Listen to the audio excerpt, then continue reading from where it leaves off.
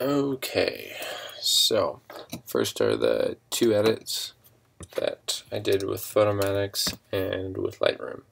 So these are the two on the left here. You have the Photomatix version. So as you can see, it's not bad really. You get detail in the highlights, detail in the shadow, pretty saturated, not bad. So let's take a quick look into it though.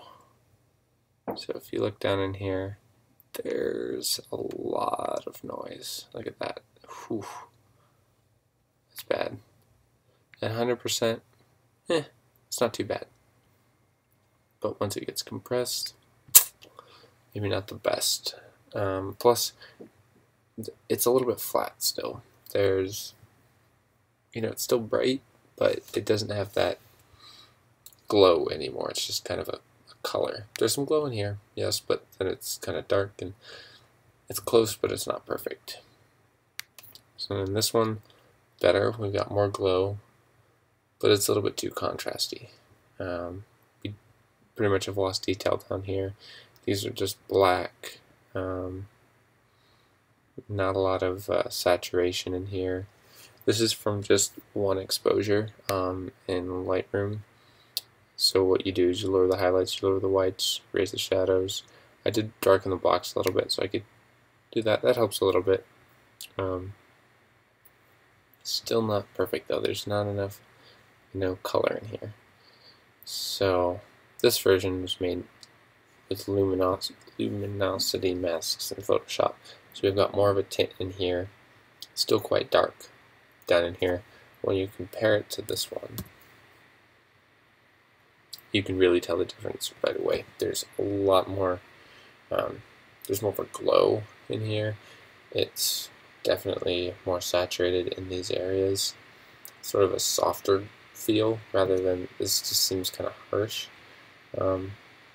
Around the edges, you get more detail, less noise, sort of a more gradual fall off. This is, you can see there's kind of a hard edge here. There's more of a glow to it, which is what I'm trying to capture. It's a glow from a window.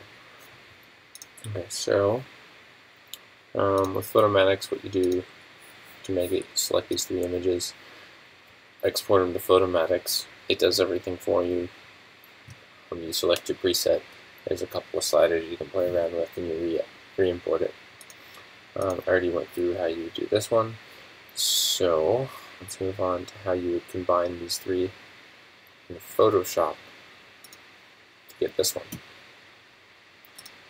So let's see. Alright, there we go. Okay. So I'll turn everything off except for the base layer that we start with. Okay, so this is our overexposed image. What we want to do is select just the highlights to replace with this image, which is our underexposed image. Okay, actually this is our midtone image, but we still want to replace it with midtones, and then we're going to again then replace the bright whites with this image. Okay, so what we do is we run, I have a layer, a luminosity mask action from Jimmy McIntyre that I downloaded. It's just a lot faster than creating the action yourself for one, or actually doing it out each time. It takes about 30 seconds. The manual way would take about 5 minutes, so not that great. Anyway, so you'll select the layer just so it's visible. Run the action in your channels. You have your normal RGB, red, blue, and you have all of these. So you have brights. Brights 2, which is this layer multiplied on itself or added to itself, and that layer added to itself makes this, and that. Well, you go all the way down. So if you were to select, say, Brights 2, what you'd be selecting is everything greater than complete black. So all of the white areas, all of the gray areas, even the very dark dark gray areas, they're not black. They're still selected, and you can add that to a layer mask. So this is what the layer mask looks like. Obviously, this would be impossible or very, very, very difficult to actually paint in a layer mask. So, and it only took like 30 seconds. So luminosity masks are very, very, very effective at selecting certain ranges of tones. You can do the highlights, you can do darks. So if I wanted to brighten the shadows, I could do that. You can even do midtones, stuff like that. These are useful. So if I wanted to add more saturation, just to this part of the, make this a little bit smaller. So if I wanted to add saturation to just these midtones here, I could maybe select, say that one, bump the contrast up on it, paint around it a little bit so it's black. So just have these bars in the middle selected, and I could go back over. Let's select my RGB, and then only these parts of the windows would be selected, and I could add saturation selectively that way. So that's why you can use the midtones. But anyway, so I selected my highlights, made a layer mask like this, and then when you turn it on, look at that. It already looks pretty good, actually. Still a nice glow. You've got detail in there pretty much everywhere. But still, it might be a little bit too bright. So I just duplicated that, toned it down a little bit, not too much. These masks aren't full white, so it's only applying some of the layer. That's pretty good. But still a tad too bright in the bright whites. So I'm going to add the darks layer. Okay.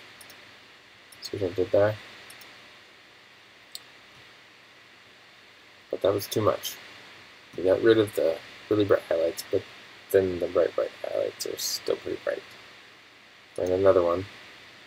There we go. That's better. Much more even.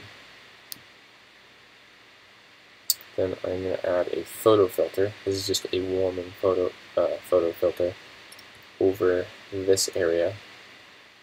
I could have done luminosity mask for the midtones like I just said, but instead I just did a quick paint and a layer mask.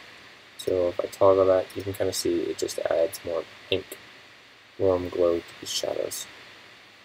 Then finally, let's select that again.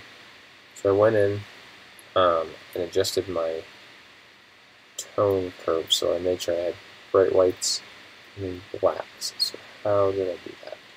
So go into make a new layer called the threshold layer. Like, whoa, that looks terrible. Yes, it does. You wouldn't actually really use this for photo most of the time. I'm sure there are uses for it. But what it's really useful for is giving a contrast. So you go over just till it touches white. So right there, you go in and you set a little point. Okay? Then you go all the way over to white. Go just till it touches black. So, around there somewhere. Make another point. Okay? Then you can look at that. You go into your curves. Just click that. You select your white eyedropper. So click that white point. And your black, click the black point. It will set the 2 points. It'll set your color correction. You can even do this with the midtones if you want to get real fancy. I didn't think this really needed to get color corrected. I liked the warmth that it had. And then what I also did, I felt that it maybe darkened the shadows a little bit too much. So I raised the shadows, and the highlights seemed a little bit crushed. So I brightened those up too. Not too much, just a little bit. So if you look, not that much of a difference, but it definitely makes it a little bit brighter glow. Okay, and that's basically it. I'm just going to exit of this so I don't overwrite the Lightroom adjustments. Go into Lightroom, and then I just brightened up my highlights a little bit of clarity, a little bit of vibrance in Lightroom. Not that much. That's before, after. A little bit more detail in the shadows. a little bit warmer, but not much. Also, if you look right here, move the little spot that was on the curtain. That's with just this little spot here with your brush. So, and that's it. It's a little bit more in depth than some of the ways you can make HDR. Obviously, Photomatix is the easiest. Export, import, use a bunch of presets, and turn some sliders here and there. But I don't think it gives the best result. It's the most quote-unquote HDR look, and sometimes that can be awesome. But for this, I really didn't want to go for that. I wanted to make it look natural. Which is then when you try the Lightroom version, which can work, but sometimes you just can't pull out this full range of tones and colors from just a single exposure without a lot of work, and I didn't feel like it was worth it. Then you use luminosity masks and Photoshop, and you can get a much richer, more accurate image, I feel.